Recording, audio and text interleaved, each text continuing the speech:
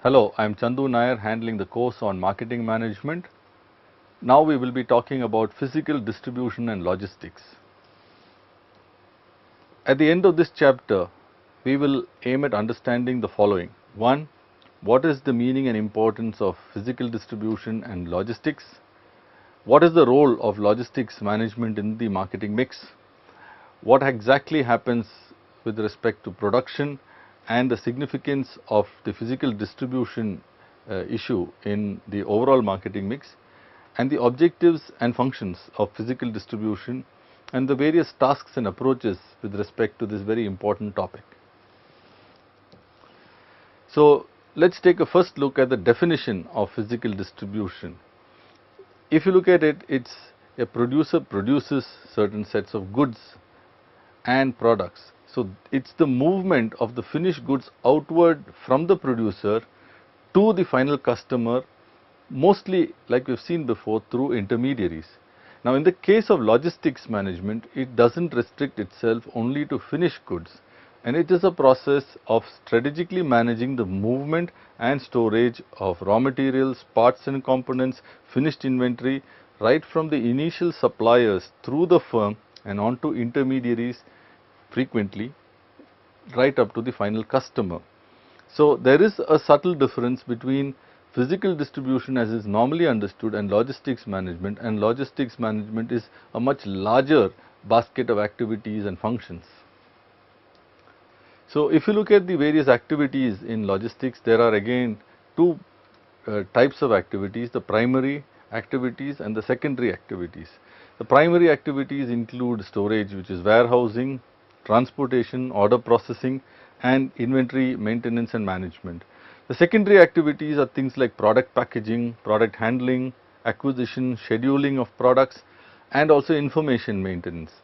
Today you have newer types of logistics providers and suppliers, you have what they call 3PL, third party logistics providers and so on and so forth. So, you have various kinds of things which are happening. Initially in the good old days you just had the transporters, and today the roles have changed dramatically. You had clearing, forwarding agents. Now you have various kinds of more specialized providers, and some of them claim to be very holistic providers of various aspects of logistics functions. So, if you look at physical distribution, it has certain objectives, and the key thing really is to get the right products to the right people at the right time with the least possible cost. That really is the objective of any marketer. And there is no value, for example, in any product until it arrives in the hands of the final customer in the manner that it should arrive at, so that it can be consumed in the right way. So, the primary objectives for any logistics and customer service strategy is to reduce the customer's cost of ownership of products and services. So, we have seen that there is ultimately 3-4 sets of players here, but the end objective is to ensure the lowest possible cost of ownership for the final customer. So, what are the elements that comprise a physical distribution system? So, the first and foremost is the identification of various segments by service requirements. As we have seen in many other earlier discussions, customers come in various types and sizes and forms, and it's important for us to see which segment has what kind of service requirements. The communication and order processing requirements that are there, the production warehouse locations, because for example, if you take say automotive vehicles, the factories may be located in 1 or 2 or 3 places at best, but the customers are located all over the country in a place like India, which is fairly large. Therefore, things like inventory management become critical, so too does transportation and handling of various kinds of materials and components. Now, when you look at physical distribution with respect to the marketing mix, there are several aspects. First and foremost is to do with the product design.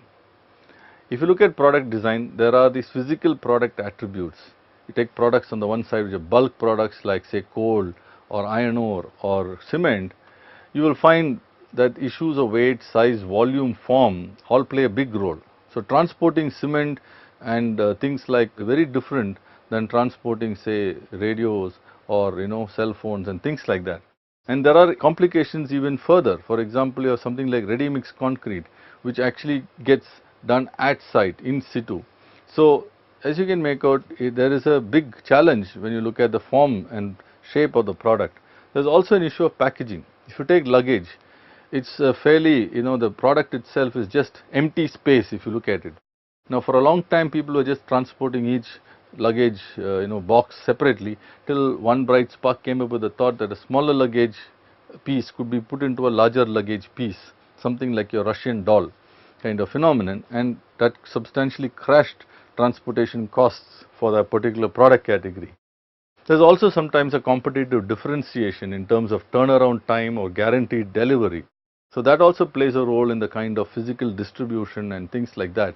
For example, pizzas, many pizza companies who provide pizzas in different cities guarantee delivery say within 40 minutes. Now, how you make sure that happens also impinges on your choice of a physical distribution system that you have. Now, with respect to pricing, it has a big role, because this today is a significant cost in actually making physical distribution happen. So, there are a lot of issues with respect to market conditions and cost of providing products and services. So, logistics players, distribution channels play a big role in helping to control and minimize these costs of delivery.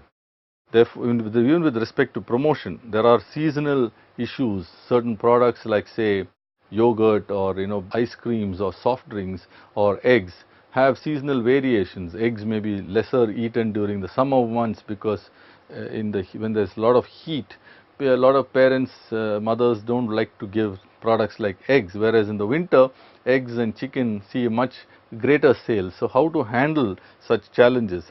Also with respect to promotions that you have, and different promotions that you have for certain product categories means there could be a spike in demand, or if the competitor has a promotion, it might impact your demand.